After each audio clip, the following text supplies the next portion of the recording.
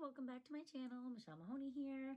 Today, I want to talk about what the pay is like on Outschool. This is a very common question when people first come to me and they are wondering about Outschool and is it actually even worth it for them, what the pay is like, how does it all work? And so I really wanted to break down today exactly what that looks like, okay? So one of the best things about Outschool is that you get to be pretty flexible in how you want to run your teaching business. And one of those ways is the pay. So now here's how it works. When you make a class, you get to decide how many learners you want in that class. You can pick anywhere from 2, or you can even do 1 once you get into it. You can do 1 to 18 students, depending on what your course curriculum looks like, all that. It all varies, right? So you get to pick how many kids get to be in your class. Now, each student is charged a specific price when they are going to take your class, okay? So this is why if you go on Outschool, you can see that sometimes it looks like the prices are pretty low. Like some teachers may charge $5, but that's per learner, okay? So when you are having a class like that, you get to decide how many students you want to have and how much you're going to charge them, okay? So let's use my classes, for example, right? I only charge $12 per student right now to take my classes. Now, this has actually increased over time, but right now I'm at $12 per learner. And let's say my cap for one of my most popular classes, my cap is 12 learners at once. Based on my curriculum for this particular class, I don't want too many students because it's pretty interactive, and more than 12 can get a little bit more rambunctious, okay? So $12 per learner times 12 students, okay? Now, it's very important for you to know that Outschool takes 30% of their cut out of that price, okay?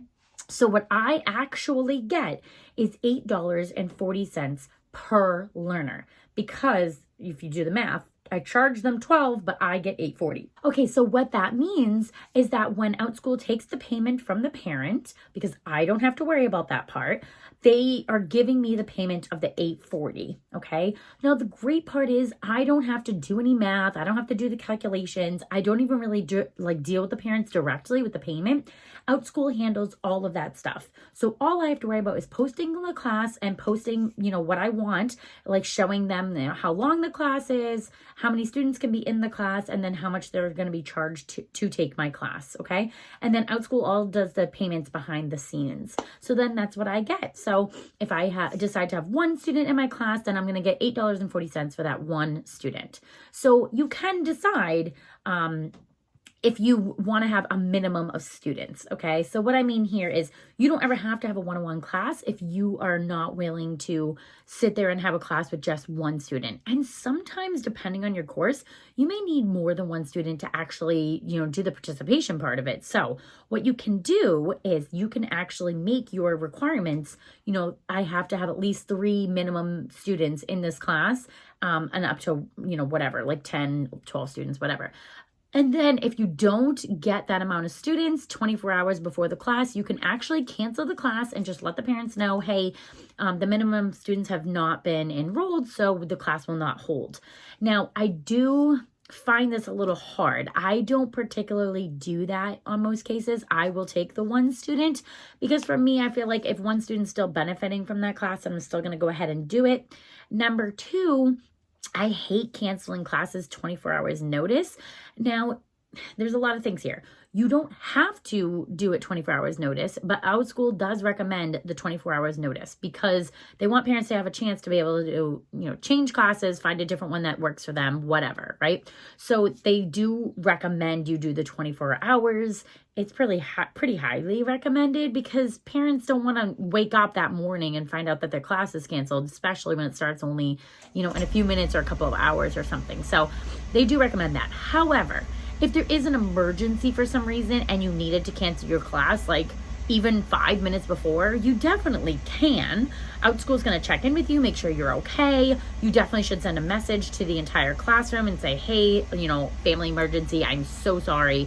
You can make decisions too, whether you want to transfer those students out to another class. You would have to ask the parent, or you can then give them a refund. So while you don't really work with the money too much, it will give you the option to refund a parent, and then Outschool deals with it, but you can just say that that's what you're going to do, or you can even transfer the student to a future class If they even request it, or maybe you had to cancel for what the reason is, you do have that ability, so it's very nice.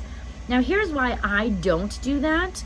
All of my classes, I try to make it interactive, whether I have 1 student or 5, because I also really highly believe in the fact that a lot of parents, including myself, we like to book classes the day of. And so if you're closing out your class 24 hours in advance, you could potentially be losing those enrollments of students, right?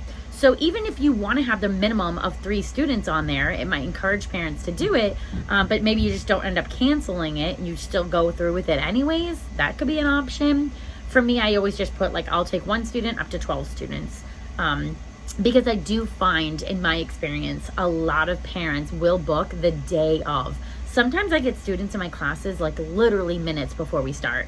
And I like that because it gets, more momentum going. It gets everyone in there. It's like high demand. So I personally recommend not canceling any classes, especially within that 24 hours. Again, unless you absolutely need to or have to. I definitely also recommend this if you are new in Outschool and you've not taught yet. You are wanting to get people in those classes, and so you should really be, considering taking at least 1 student, because that could then give you a great review, and then it helps, snowball the effect of your teaching business, right? So I personally would recommend you open up all the time slots that you possibly can. Start with at least 1 student and go from there, because it's all about building rapport with the online platform, right? You got to get parents to see who you are. Those good reviews are going to help you, and Outschool really does help promote your classes. So just some things to consider, but that is how the pay works. Now, Outschool does pay you with PayPal. So if you don't already have an account, you definitely want to sign up for that. They will prompt you when you sign up for Outschool. And if you want to sign up, my link is in my description box below. I would love to help you in this journey and coach you through everything. So definitely consider that. They'll prompt you to get a PayPal account, and then that's how you can get your payment. Now, this will then lead to that question, well, wait, Michelle, what about taxes? Well, the taxes you would be responsible for all on your own. However, PayPal is really great that they will send you a form because you've made so much income on their platform. They will send you a tax form, right? But I also take out a certain amount throughout the year. So every time I pay myself, like my paycheck, I could take out, again, anywhere between 10 and 20%, depends on you. I'm not an accountant, so I do not want to give you that financial advice, but I've read anywhere between 10 and 20% you should take out of your pay, and then that way when the tax season comes along, you have the money to either pay the taxes or save that part, whatever works for you. But PayPal is great because they give you a tax form, so I don't really worry too much about the tax part of it. I just take out my money, I put it in like a separate account, or you can put it in a piggy bank, whatever works for you.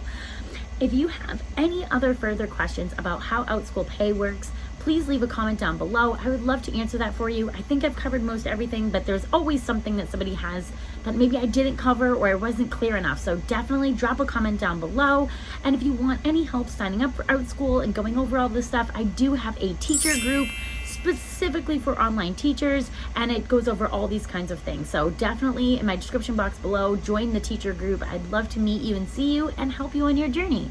Thank you so much for watching this video. If it was helpful, please give it a thumbs up, and don't forget to subscribe and hit that little bell to alert you anytime I post a new video.